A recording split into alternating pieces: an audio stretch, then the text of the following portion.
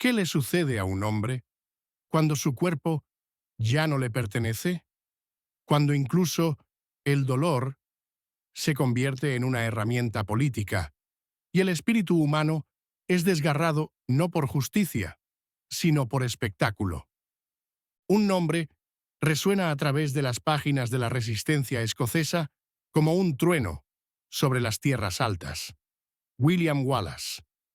Durante siglos, su leyenda ha permanecido como símbolo de desafío, tallada en piedra, resucitada en el cine y celebrada en baladas patrióticas. Sin embargo, debajo del mito, enterrada bajo los gritos de «libertad», hay una verdad mucho más cruda, más perturbadora y más necesaria de enfrentar. Wallace no fue simplemente ejecutado, fue aniquilado, pedazo por pedazo, con una crueldad casi divina disfrazada de ley. Lo que le hicieron a William Wallace no fue un castigo, fue un mensaje, uno destinado a sangrar a través de las generaciones y forzar la sumisión mediante el horror. Antes de ser encadenado y arrastrado por la inmundicia de Londres, Wallace era un hombre nacido no de la nobleza, sino de la oscuridad.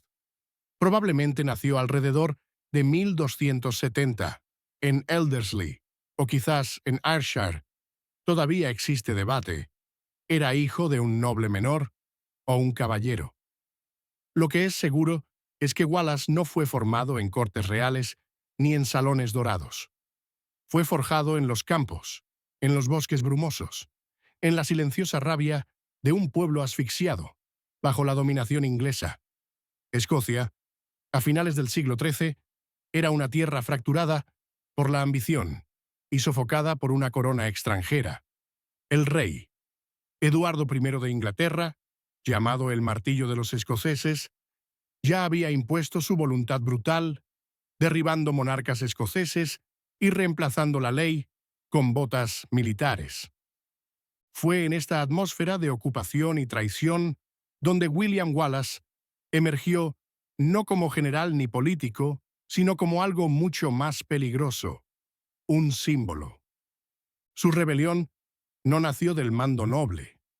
El primer acto violento conocido de Wallace ocurrió alrededor de 1297, cuando mató a un alguacil inglés en Lanark. Según la leyenda, fue un acto de venganza por el asesinato de su esposa o amante, Marion Braidfield, un detonante romántico cuya veracidad histórica es incierta. Pero no es la chispa lo que más importa, es el fuego que alimentó. Desde ese momento, Wallace dirigió una campaña de guerrilla contra guarniciones inglesas, reclutando campesinos, herreros, pescadores, escoceses comunes que ya no tenían nada que perder. Y luego llegó el puente de Stirling. El 11 de septiembre de 1297, Wallace, junto con Andrew Moray, se enfrentó a una fuerza inglesa superior cerca de Stirling. Los escoceses esperaron hasta que la mitad del ejército de Eduardo hubiera cruzado el puente de madera estrecho y luego atacaron con una precisión despiadada. Los ingleses fueron masacrados. El puente colapsó bajo el caos y Escocia probó la dulce ilusión de la victoria. Fue una batalla que rompió expectativas y elevó a Wallace de proscrito a guardián de Escocia. Su rostro, antes desconocido, ahora se alzaba en el orgullo escocés y el temor inglés. Pero el poder es un juego cruel, y en la guerra, las leyendas, a menudo, sangran más rápido de lo que se alzan. La victoria en Stirling no duró. La siguiente gran campaña de Wallace, la invasión del norte de Inglaterra, trajo devastación, pero ningún éxito estratégico duradero. Y en julio de 1298, Eduardo I regresó con sed de venganza en la batalla de Falkirk. Allí, el arco largo inglés, un arma de poder y alcance aterrador, desgarró las filas escocesas como rayos. El ejército de Wallace colapsó y con él su cargo como guardián. Pasaría los siguientes años como fugitivo, cazado como un fantasma, traicionado más de una vez y vagando por una tierra que aún susurraba su nombre. Para Inglaterra, era un traidor. Para Escocia, un mártir en proceso de formación. Pero para quienes lo capturaron, era una oportunidad. En 1305, Wallace fue finalmente capturado, probablemente traicionado por un compatriota escocés llamado John de Menteith y entregado a las fuerzas inglesas. Lo que siguió no fue un juicio, sino una farsa. El 23 de agosto, Wallace fue exhibido por las calles de Londres en una burla de justicia que comenzó mucho antes de que su cuerpo fuera destrozado. Fue acusado de traición, aunque Wallace nunca había jurado lealtad a Eduardo I. Era una ficción legal, diseñada para validar una ejecución ya escrita en el guión del imperio. Pero Wallace no se rindió.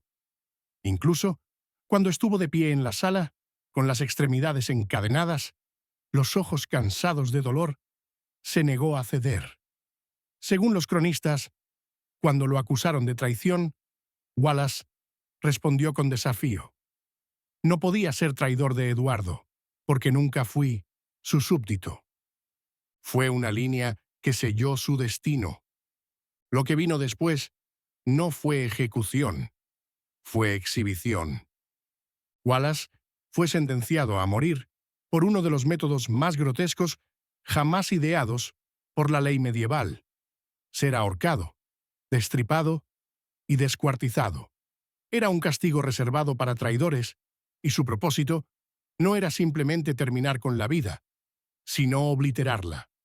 Hacer una declaración tan horrenda que se grabara en la mente de todos los espectadores. Primero, fue desnudado y atado a una carreta de madera, un trineo rústico arrastrado por caballos. Encadenado y golpeado, fue arrastrado por millas, a través de las calles inmundas, abucheado por una multitud avivada en un frenesí patriótico.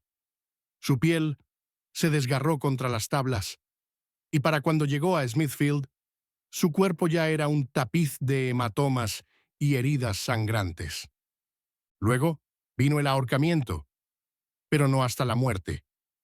Wallace fue colgado del cuello hasta acercarse al borde de la inconsciencia, bailando en el precipicio de la muerte, y luego fue bajado. A continuación, fue destripado. Su abdomen fue abierto con crueldad quirúrgica. Sus intestinos fueron sacados lentamente, deliberadamente, y quemados ante sus ojos mientras aún vivía. Habría olido su propia carne ardiendo en el fuego, sus nervios gritando mientras su mente suplicaba por el desmayo. Finalmente, fue decapitado. Su cuerpo fue cortado en 4 partes, descuartizado, y cada sección enviada a diferentes partes del reino: Newcastle, Berwick, Stirling y Perth. Su cabeza fue sumergida en alquitrán y exhibida en el puente de Londres como advertencia. Esto es lo que les ocurre a quienes desafían la corona. Pero esta brutalidad nunca fue solo sobre Wallace. Fue sobre el mensaje. Eduardo I entendía el teatro del poder. La ejecución fue un ritual, una actuación diseñada para aterrorizar, desmoralizar y hacer que la resistencia pareciera no solo fatal, sino insoportable. No se trataba de justicia, se trataba de dominación. Y sin embargo, al intentar destruir a Wallace tan completamente, hicieron algo que no habían previsto. Lo hicieron inmortal. Lo que ocurrió ese día de agosto debía ser un final, pero se convirtió en un comienzo. La agonía de su ejecución plantó una semilla que crecería durante siglos de resistencia escocesa. Su nombre, lejos de desaparecer, se convirtió en un himno. Y aún hoy, más de 700 años después, seguimos pronunciándolo, no por cómo vivió, sino por cómo murió. Y eso es solo el comienzo. Cuando pensamos en William Wallace, a menudo imaginamos al guerrero rugiente, espada en alto, rostro pintado, gritando «libertad» en un campo de batalla cinematográfico. Pero los verdaderos luchadores por la libertad no llegan a los campos de batalla envueltos en gloria. Se arrastran por el barro, sangran en las sombras y mueren solos, incomprendidos y a menudo traicionados. William Wallace no era un personaje de una película, era un hombre. Y el hombre detrás del mito, despojado de la leyenda, es aún más fascinante, más humano y más trágico. La historia de Wallace no comienza en la grandeza de un castillo, sino en la relativa oscuridad de una Escocia atormentada, una tierra tambaleante entre la guerra civil y la ocupación extranjera. Los detalles exactos de su vida temprana son esquivos, perdidos en el tiempo y eclipsados por la mitología patriótica. Ni siquiera sabemos con certeza cuándo o dónde nació. La mayoría de los historiadores coinciden en los primeros años de la década de 1270, y los candidatos más probables para su lugar de nacimiento son Elderslie en Renfrewshire o Ellerslie en Ayrshire. Su padre pudo haber sido un pequeño terrateniente o caballero llamado Alan Wallace, lo que sugiere orígenes modestos, pero no miserables. Lo que sí sabemos es que Wallace recibió educación. A diferencia de muchos rebeldes de su época, sabía leer y escribir y podía hablar latín y francés. Estas no eran habilidades comunes para un campesino. Eran señales de alguien que al menos brevemente había probado el borde del privilegio. Pero Wallace no ascendió dentro de la aristocracia establecida. No heredó vastas tierras ni títulos. Se ganó su lugar en la historia desafiando a un enemigo que la mayoría temía incluso nombrar. Y ese enemigo no era solo Inglaterra. Era la misma idea de que la identidad escocesa debía ser dictada por cualquiera que no fuera un escocés. La Inglaterra de Eduardo I no era solo un reino, era un imperio en construcción. Eduardo, ambicioso y despiadado, quería extender su dominio hacia el norte, hacia Escocia. En 1296, después de una crisis de sucesión que dejó a Escocia sin un heredero claro, Eduardo invadió, con el pretexto de resolver disputas y restaurar el orden. Lo que realmente hizo fue saquear Berwick, masacrar a miles e instalar gobernantes títeres. Wallace, al presenciar esto, eligió la rebelión. No porque esperara ganar, sino porque no luchar era peor. El primer acto de resistencia registrado de Wallace, el asesinato de William Heselrigg, el alguacil inglés de Lanark, no fue una declaración de guerra. Fue un golpe dirigido, un mensaje, un acto de venganza envuelto en silencio, pero no fue un asesinato al azar. Reveló a un hombre que entendía cómo operaba el poder. Wallace no atacó a Eduardo directamente. Golpeó a uno de sus lugartenientes, uno de los muchos rostros de la fuerza ocupante, y puso en marcha un patrón de guerra de guerrillas que definiría su legado. Sus campañas militares no fueron grandes asedios, fueron incursiones agudas, brutales. Se movía rápido, atacaba guarniciones, tomaba suministros, reunía pueblos. No era solo un soldado, era un estratega. Su carisma convertía a herreros en armeros, a campesinos en soldados. Y cuando llegó el momento de enfrentar a Inglaterra directamente, no esperó. La batalla del puente de Stirling en 1297 sigue siendo una de las derrotas más humillantes en la historia militar inglesa. Wallace, junto con Andrew Morey, utilizó el terreno y el tiempo a la perfección. En lugar de enfrentarse al ejército inglés en campo abierto, esperaron hasta que la mitad del enemigo hubiera cruzado un puente estrecho. Con la mitad del ejército aislada y vulnerable, Wallace ordenó el ataque. El resultado fue el caos. Los escoceses masacraron a los soldados atrapados y el resto huyó.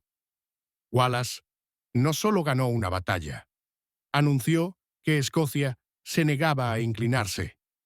Después de esta victoria, Wallace fue nombrado caballero y designado guardián de Escocia. Durante un breve momento, estuvo en la cima del poder escocés. Pero no era político. No jugaba los juegos de las cortes nobles. No era sutil ni diplomático. Era un luchador, una fuerza de voluntad. Y en política, ese tipo de pureza es peligrosa. Cuando Eduardo regresó en 1298, vino preparado. En Falkirk, el rey inglés usó un arma que Wallace no podía contrarrestar: el arco largo. Los famosos schiltrons escoceses, círculos compactos de lanceros, fueron destrozados por oleadas de flechas. El ejército de Wallace fue derrotado y el hombre que una vez simbolizó la resistencia escocesa se convirtió en fugitivo. Sus años en la clandestinidad aún están envueltos en misterio. Algunos relatos dicen que huyó a Francia, quizás incluso a Roma. Otros sugieren que permaneció en Escocia, oculto en colinas y bosques. Lo que está claro es que Wallace se negó a dejar de luchar. No renunció a su causa. No pidió perdón. Se convirtió en un relicto incómodo tanto para amigos como para enemigos. Incluso cuando el liderazgo escocés cambió y Robert de Bruce ascendió en prominencia, Wallace permaneció al margen del nuevo orden político. Su negativa a transar lo hacía peligroso. No podía ser comprado y no podía ser silenciado, lo que lo convertía en traidor a los ojos de quienes temían su ejemplo. Y así, la traición se volvió inevitable. En 1305, Wallace fue capturado cerca de Glasgow. La traición vino de un compatriota escocés, John de Menteith, quien lo entregó a los ingleses. Esa traición todavía se recuerda con veneno en la historia escocesa, y el nombre de Menteith se ha vuelto sinónimo de traición. Pero para Eduardo, la captura de Wallace no fue solo una victoria militar, fue algo personal. Eduardo había intentado quebrar a Escocia con espadas y tratados, pero Wallace se había convertido en algo mucho más resistente que ambos: un símbolo. Y Eduardo sabía que los símbolos no pueden ser ejecutados fácilmente. Tienen que ser desmantelados, públicamente, dolorosamente, completamente. Por eso, Wallace no fue asesinado en secreto. No fue envenenado en una celda, ni apuñalado en la oscuridad. Fue llevado a Londres, exhibido por las calles y sometido al método de ejecución más grotesco que ofrecía la ley inglesa. El proceso no pretendía matarlo rápidamente. Estaba destinado a destruirlo. Y sin embargo, fracasó. Porque aunque Eduardo intentó deshacer al hombre, solo aseguró la supervivencia del mito. Las últimas palabras de Wallace, si es que fueron pronunciadas, no están registradas con certeza, pero muchos creen que nunca se arrepintió. Que incluso, cuando la soga se apretó y su cuerpo era desgarrado, no suplicó misericordia. No gritó el nombre de Eduardo con temor. Murió como vivió, desafiante. Lo que hace único a Wallace entre los rebeldes no es solo la escala de su sufrimiento. Es que nunca dio la espalda a sus ideales. No abandonó a su pueblo cuando las mareas cambiaron. No cambió lealtad por supervivencia. En una época en la que la traición era una lengua política, Wallace hablaba solo de resistencia. Y esa resistencia no murió con él. En los años posteriores a su muerte, Escocia volvería a levantarse. Robert de Bruce, eventualmente, conduciría a la nación a la victoria en Bannockburn en 1314, asegurando la independencia escocesa por un tiempo. Pero incluso en ese triunfo, la sombra de Wallace se cernía. se había convertido en más que un hombre. Se había convertido en una voz tallada en el granito de la memoria de un pueblo. Pero antes de convertirse en leyenda, fue un hombre perseguido, traicionado, torturado y ejecutado en un teatro de crueldad. Y esa historia, demasiado a menudo suavizada, es la que debemos recuperar si queremos comprender la verdadera magnitud de su sacrificio. Porque lo que le hicieron a Wallace no fue justicia, ni siquiera fue venganza, fue miedo. El miedo a lo que el valor de un solo hombre podía inspirar en los demás. Hay momentos en la historia en los que los rituales de la justicia se convierten en parodias, cuando las salas de audiencias se transforman en cámaras de ejecución mucho antes de que se dicte un veredicto. El juicio de William Wallace en Londres fue uno de esos momentos. Los registros oficiales pueden llamarlo un procedimiento legal, pero nunca se pretendió que defendiera la justicia. Fue una representación, un espectáculo diseñado no solo para quitarle la vida a un hombre, sino para quitarle la esperanza a todo un pueblo. Lo que ocurrió en esa sala, el 23 de agosto de 1305, no fue un juicio. Fue un acto de terror, sancionado por el Estado, disfrazado de ley. Cuando Wallace llegó a Londres, la ciudad ya había decidido su destino. No fue recibido como un prisionero que esperaba justicia. Fue exhibido como un trofeo. Durante días, los rumores se esparcieron como fuego por las calles adoquinadas. El rebelde escocés, el infame Wallace, estaba allí. No en secreto, no tras muros, sino a plena vista. Las autoridades inglesas se aseguraron de eso. Querían que el pueblo viera la caída de una leyenda con sus propios ojos. El día de su juicio, Wallace fue arrastrado desde su celda en la Torre de Londres, encadenado y sucio, y forzado a subir a una carreta de madera, nada más que una tabla tosca amarrada a caballos. Era un carro fúnebre, no un medio de transporte, y crujió y se sacudió por la capital como un tambor de funeral. La multitud abucheaba, volaban verduras podridas. Los niños gritaban insultos que ni siquiera comprendían. Y a través de todo eso, Wallace permanecía en silencio, magullado, pero no quebrado. Fue llevado a Westminster Hall, un edificio majestuoso diseñado para reflejar la autoridad inglesa.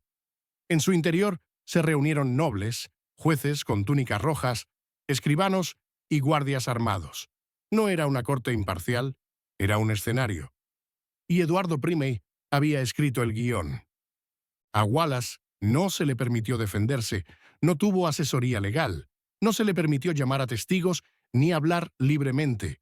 Los cargos se leyeron en voz alta con pompa teatral: traición contra el rey, asesinato, rebelión y destrucción de propiedad real. Pero Wallace nunca había jurado lealtad a Eduardo I. A sus ojos, y a los de muchos escoceses, no le debía nada a Inglaterra. Fue entonces cuando, según los cronistas, Wallace pronunció una de las réplicas más poderosas de la historia británica. No podía ser traidor de Eduardo, porque nunca fui su súbdito. Esa sola frase hizo algo extraordinario. Dio vuelta al juicio. La corte inglesa quería una confesión, querían sumisión, una cabeza inclinada, una última súplica de misericordia que validara su poder. Pero Wallace les dio desafío. Les recordó a todos los presentes que la autoridad que reclamaban sobre Escocia no era absoluta. Se imponía con la punta de una espada. La corte lo ignoró. La sentencia había sido escrita mucho antes de que se leyera el primer cargo. Sería ahorcado, destripado y descuartizado, el castigo más severo de la ley inglesa, reservado para aquellos cuyos crímenes eran vistos no solo como peligrosos, sino como amenazas existenciales a la corona misma. No era un método de ejecución, era un mensaje, uno entregado con fuego, cuerda, acero y agonía. Para entender la crueldad de este castigo, debemos entender su intención. Ser ahorcado, destripado y descuartizado no estaba diseñado para matar rápidamente. No se trataba solo de dolor, se trataba de espectáculo. Era una operación psicológica, destinada a quebrar tanto el cuerpo del condenado como el espíritu de cualquiera que lo observara. Primero, venía el ahorcamiento, pero no hasta la muerte. Wallace sería levantado por el cuello hasta que los vasos sanguíneos de su rostro estallaran, hasta que la conciencia se deslizara al borde, y luego bajado, reanimado, aún respirando, aún consciente. Luego venía el destripamiento, su abdomen abierto, mientras aún estaba vivo. Los intestinos eran extraídos, medidos al aire frío y quemados frente a sus ojos. Este no era solo castigo, era profanación. Después de esta tortura, sería decapitado, luego descuartizado, su cuerpo cortado en 4 partes. Cada pieza enviada a una esquina diferente del reino, exhibida en puertas y murallas de ciudades para pudrirse bajo el sol y la lluvia. Su cabeza, ennegrecida con alquitrán para evitar la descomposición, colocada sobre un pincho en el puente de Londres. Una burla final. Una advertencia grabada en el horizonte. El mensaje era claro. Nadie desafía a la corona y vive para ser recordado. Y sin embargo, ese mensaje fracasó estrepitosamente. Porque Eduardo no entendió una cosa. Los símbolos nacidos del sacrificio no mueren en el fuego. Viven en la historia, en las canciones susurradas, en los brindis secretos, en las tabernas y en las miradas desafiantes que pasan entre rebeldes. La muerte de Wallace no acabó con su legado, lo alimentó. Convirtió a un hombre en mártir, a un rebelde en mito y a una parodia judicial en el nacimiento de algo inmortal. Irónicamente, los escribas ingleses que documentaron su juicio intentaron ser clínicos. Registraron los eventos con la fría eficiencia de la burocracia legal. Pero incluso entre líneas se percibe la incomodidad, la necesidad de justificar, los intentos torpes de enmarcar su desafío como crimen en lugar de heroísmo. Intentaban controlar la narrativa, pero la narrativa ya se había liberado. La negativa de Wallace a someterse expuso una falla profunda en la autoridad imperial: el miedo. A pesar de todo el poder de Eduardo, de todos los ejércitos, el oro y las cortes a su disposición, no pudo controlar el corazón de un solo hombre. Y entonces hizo lo que hacen los imperios aterrorizados. Convirtió el cuerpo de ese hombre en un espectáculo. Pero la tortura no puede borrar la creencia. Y la injusticia no puede matar una causa cuando está enraizada en algo más grande que la vida. Incluso hoy, Westminster Hall sigue en pie. Los turistas caminan por sus suelos de piedra, toman fotografías, sin saber que bajo sus pies es donde una vez estuvo un hombre, no suplicando, no arrodillado, sino desafiando al mismísimo trono de Inglaterra con su silencio. El juicio de William Wallace no trató sobre la ley, trató sobre el control, sobre el miedo, sobre la necesidad desesperada de un rey de erradicar una idea antes de que se extendiera. Pero en su lugar, esa idea echó raíces y nunca ha dejado de crecer. ¿Qué sucede cuando la muerte no es el objetivo final, sino que el proceso mismo se convierte en el castigo? Cuando el dolor no es la consecuencia del crimen, sino el propósito de la sentencia. El 23 de agosto de 1305, William Wallace no fue simplemente ejecutado, fue desensamblado, profanado, y transformado en una cartelera viviente del dominio inglés. Su ejecución no fue un momento, fue una producción cuidadosamente escenificada, una coreografía del sufrimiento diseñada para mostrar una verdad aterradora.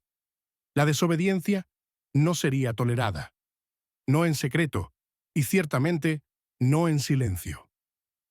El lugar elegido para las últimas horas de Wallace fue Smithfield, Londres, una plaza de mercado pública, bulliciosa y abierta, repleta de gente común, atraída por el teatro morboso del castigo real.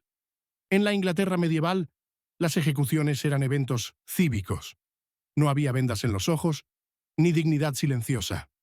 La muerte se convertía en una lección, tallada en carne y transmitida a la multitud. El destino de Wallace era convertirse en un ejemplo tan horrendo que resonara a través de las generaciones. Su tormento comenzó con humillación. Wallace, ya encadenado, golpeado y hambriento, tras semanas de cautiverio, fue desnudado y atado a una carreta de madera, una plataforma plana y astillada, arrastrada por caballos. No era transporte, era parte del ritual. Durante casi 6 kilómetros, fue arrastrado desde la Torre de Londres hasta Smithfield, su cuerpo sacudiéndose y raspando contra el camino desigual. Su piel se desgarraba contra la madera, la mugre cubría cada centímetro de su cuerpo y la sangre se acumulaba en su boca por el ritmo brutal. Los espectadores se alineaban en las calles, algunos abucheando, otros en silencio.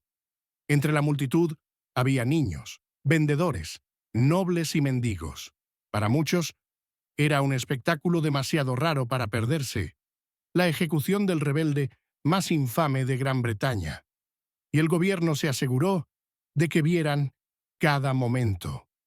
En Smithfield, el cuerpo de Wallace, ya maltrecho y desorientado, fue elevado al cadalso.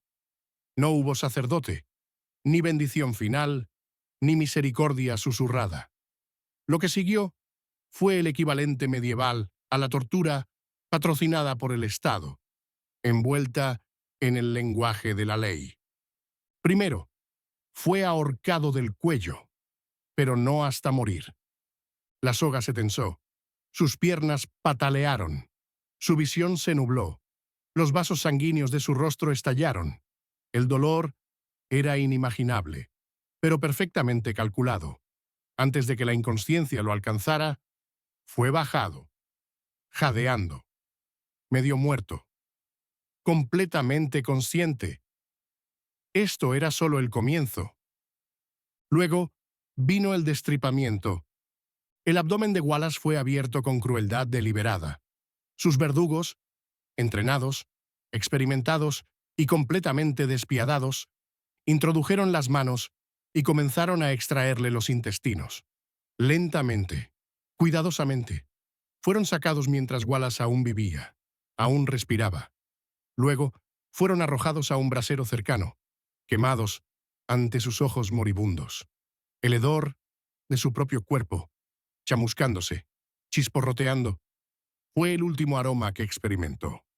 Pero no había terminado. La siguiente fase fue la castración. Un cuchillo fue llevado a sus genitales y fueron removidos sin anestesia, sin pausa. Otra lección grotesca escrita en el dolor. No solo debía morir Wallace, sino que cada marca de su virilidad, de su capacidad de crear vida, debía ser destruida antes de que la muerte lo reclamara. A este punto, es difícil saber cuánto permanecía Wallace consciente, pero muchos relatos sugieren que seguía con vida, apenas, durante toda la tortura. Finalmente, tras este tormento indescriptible, fue decapitado. El hacha cayó, poniendo fin a su agonía. Pero sus verdugos no habían terminado. Su cuerpo fue descuartizado, cortado en 4 partes separadas, cada miembro amputado y preservado para su exhibición. Un cuarto fue enviado a Newcastle, otro a Berwick, otro a Stirling, otro a Perth. Su cabeza, ennegrecida con alquitrán para evitar la descomposición, fue colocada en la cima del puente de Londres, un centinela grotesco mirando a todos los que entraban en la ciudad. Una advertencia. Una maldición. Esto no fue una ejecución, fue una destrucción. Un mensaje político, escrito en sangre y hueso. No bastaba con matar a Wallace. Su cuerpo tenía que ser borrado, roto en pedazos y dispersado como cenizas al viento. Cada parte de su cuerpo era más que un miembro. Era un símbolo. En Newcastle, el aplastamiento de la resistencia del norte. En Berwick, la reafirmación del control fronterizo inglés. En Stirling, el entierro de su mayor victoria. En Perth, la afirmación de que ninguna parte de Escocia estaba fuera de alcance. Y en Londres, su cabeza, trofeo grotesco, desafiando a todos los futuros rebeldes a imaginar sus propios cráneos junto al suyo. Pero la crueldad de Eduardo, tan deliberada, tan metódica, cometió un error fundamental. Intentó borrar el legado de un hombre mutilando su cuerpo. Pero los cuerpos se pudren, los símbolos no. Incluso mientras sus extremidades se descomponían en puertas lejanas, el nombre de William Wallace se pronunciaba en susurros junto al fuego, en tabernas, en bosques. Los niños aprendían su desafío, no su derrota. Se cantaban baladas, no sobre su dolor, sino sobre su fuerza. Escocia no lo olvidó. No pudo. Porque lo que Wallace sufrió había trascendido el tormento físico. Se había convertido en espiritual. Los historiadores luego debatirían los detalles exactos. Algunos cuestionaron si Wallace permaneció consciente durante la tortura. Otros dudaron de la precisión de los relatos. Pero nadie cuestiona la intención del castigo. No se trataba de ley, se trataba de terror. Eduardo no quería a Wallace muerto. Quería que Escocia lo viera morir. Lentamente, visiblemente, horriblemente. Se dice a menudo que Wallace fue el último hombre ejecutado por ahorcamiento, destripamiento y descuartizamiento. Eso no es cierto. Pero sí fue el más famoso. Su muerte estableció el estándar. Los futuros rebeldes, ingleses y escoceses por igual, enfrentarían el mismo castigo, y lo harían a la sombra de la agonía de Wallace. Para la corona inglesa, la ejecución de Wallace fue un triunfo de la justicia. Para la historia, es una condena. Y sin embargo, el legado de Wallace no es un legado de dolor, es uno de desafío. El hombre cuyo cuerpo fue destrozado se negó hasta el final a reconocer a un rey que no aceptaba. Fue asesinado por una rebelión que portaba con orgullo. Su grito, aunque nunca fue registrado, aún se escucha en las páginas de la historia, no como un clamor de dolor, sino como una negativa a rendirse. Murió inamovible, inquebrantable, invicto. Cuando el verdugo bajó su hacha y el cuerpo de Wallace fue descuartizado, la sentencia aún no había terminado. Lo que siguió fue un acto de guerra psicológica, una profanación calculada destinada a extender su humillación mucho más allá de la tumba. Su cuerpo, desmembrado, no fue tratado como un cadáver, sino como un mensaje, uno diseñado para sangrar a través de la frontera y enterrarse profundamente en el corazón de Escocia. Cada fragmento de Wallace, su cabeza, sus extremidades, su propio ser, fue enviado en un último y macabro viaje a las 4 esquinas del reino. Su cabeza fue clavada en lo alto del puente de Londres, embreada para resistir los elementos. Sus extremidades fueron despachadas a Newcastle, Berwick, Stirling y Perth, lugares elegidos no al azar, sino con una precisión política quirúrgica. En Newcastle, la corona inglesa reafirmaba su autoridad en el norte, una región a menudo llena de resistencia. La presencia de un miembro de Wallace allí no era solo una advertencia, era una declaración, un recordatorio de que la traición no solo se respondía con muerte, sino con aniquilación. En Berwick, sitio de una anterior masacre y conquista inglesa, la exhibición de la carne de Wallace fue tanto un trofeo como un símbolo de dominación cíclica. Berwick había sido incendiada por las fuerzas de Eduardo en 1296 y ahora albergaba la extremidad del hijo más desafiante de Escocia, como si dijera, incluso tus más grandes terminan en pedazos. Stirling, el sitio de la mayor victoria de Wallace, la milagrosa batalla del puente de Stirling, en 1297, recibió otra parte de su cuerpo. Con este acto, Eduardo I intentó envenenar la memoria de esa victoria, afirmar que lo que Wallace había ganado con valentía podía ser borrado con miedo. Y finalmente, Perth, un bastión de la resistencia escocesa, donde la presencia de Wallace en vida había despertado esperanza, ahora recibía una parte de él en muerte, como una advertencia clavada en los muros con sangre. Cada lugar era un capítulo en la vida de Wallace, y ahora cada uno se convertía en un monumento a su mutilación. Pero esto es lo que la corona inglesa no logró entender. El dolor es temporal. Pero el sacrificio deja una marca. En lugar de silenciar la rebelión, los restos dispersos de Wallace se volvieron sagrados. El pueblo escocés, aunque silenciado bajo la ocupación, no olvidó. En oraciones susurradas y peregrinaciones secretas, la presencia de Wallace se sentía. Lo que los ingleses pretendían, como profanación, se convirtió en un ritual de recuerdo. El mundo medieval entendía el poder de las reliquias. Las iglesias albergaban huesos de santos, gotas de sangre sagrada, fragmentos de tela santa. La gente viajaba kilómetros para verlos, tocarlos, recordarlos. La corona inglesa, quizás sin quererlo, convirtió a Wallace en algo que ni siquiera ellos pudieron contener, un mártir, y al hacerlo, fortalecieron el mismo movimiento que intentaban destruir. Por toda Escocia, las tierras altas y las bajas, el nombre Wallace comenzó a transformarse. Ya no era solo un hombre. Se convirtió en un mito, un símbolo de resistencia, de desafío, del precio de la libertad. Y cuanto más intentó Inglaterra borrarlo, más profundamente se grabó en el alma de Escocia. Empezaron a rodearlo leyendas, que luchaba con fuerza sobrehumana, que podía desaparecer en los bosques como humo, que había burlado a los señores ingleses, vencido a caballeros y sobrevivido a traiciones.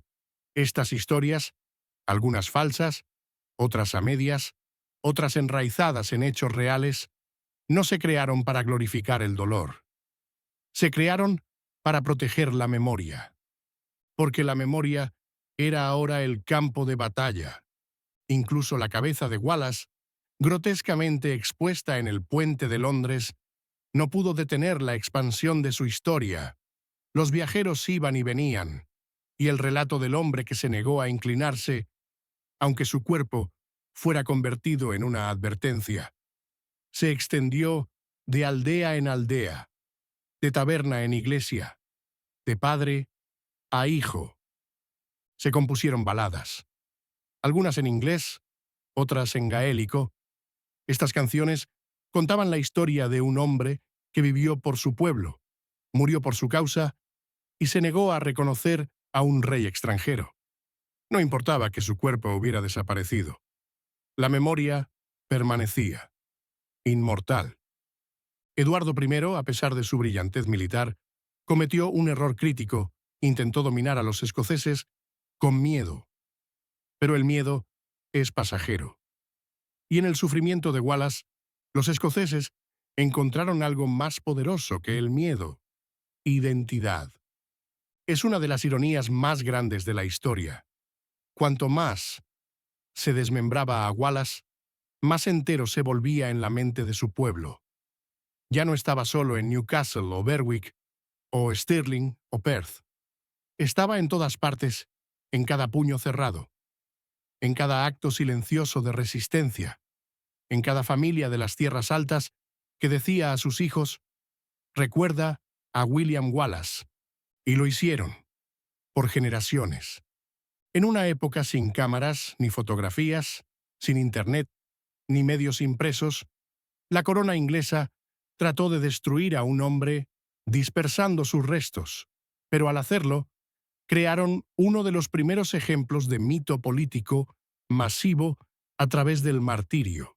La memoria de Wallace, empapada en sangre, se convirtió en estandarte.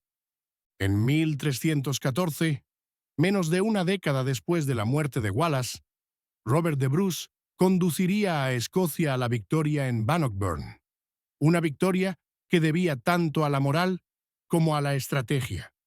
El fantasma de Wallace cabalgaba con esos hombres, no porque les enseñara cómo luchar, sino porque les recordó por qué tenían que hacerlo. Es importante señalar: ningún sepulcro alberga a Wallace, ninguna tumba protege sus restos. No hay huesos que los arqueólogos modernos puedan exhumar, y esa ausencia, ese vacío, lo ha hecho aún más eterno. Porque Wallace no reside en la tierra, reside en la historia. No se puede matar una idea. Ese es el fallo fundamental de todo imperio que ha intentado aplastar una rebelión, cortando cabezas y colgando cuerpos. Y sin embargo, eso fue exactamente lo que Inglaterra intentó hacer con William Wallace. Pero lo que comenzó como un esfuerzo por destruir su legado, terminó por inmortalizarlo.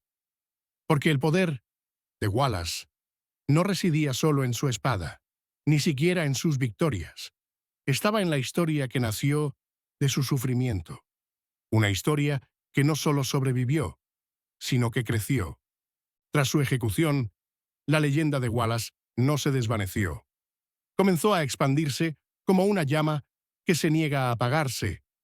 A lo largo de los siglos, su figura fue revivida, transformada y embellecida por cronistas, poetas y finalmente por guionistas.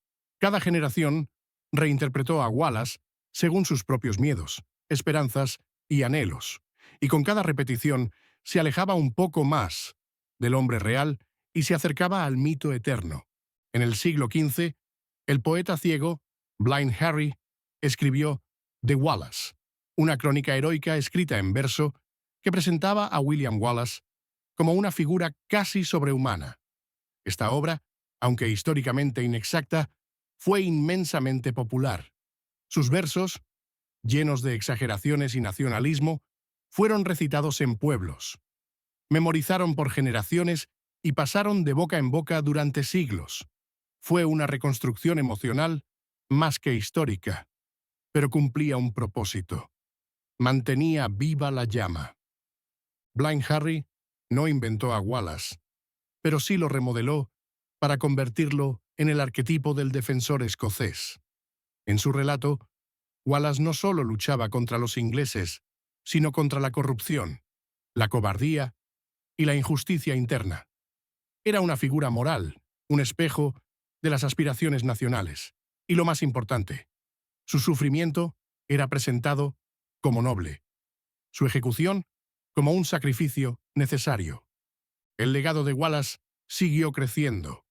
A medida que Escocia luchaba por conservar su identidad, cada ciclo de conflicto y negociación con Inglaterra lo revivía.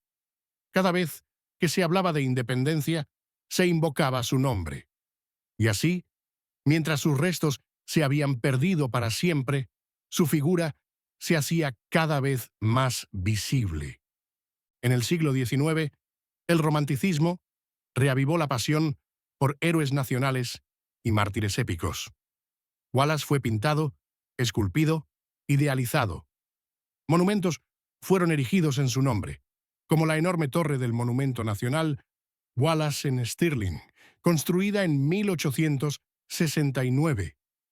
Desde lo alto de esa torre, los visitantes podían contemplar el paisaje de sus victorias y también de su sufrimiento. La iconografía de Wallace cambió con los tiempos. En los textos escolares se le representaba como el primero en luchar por la libertad. En los discursos políticos se le mencionaba como ejemplo de integridad inquebrantable. En la literatura se le comparaba con otros mártires universales, desde Jesús hasta Juana de Arco. Su historia ya no pertenecía solo a Escocia.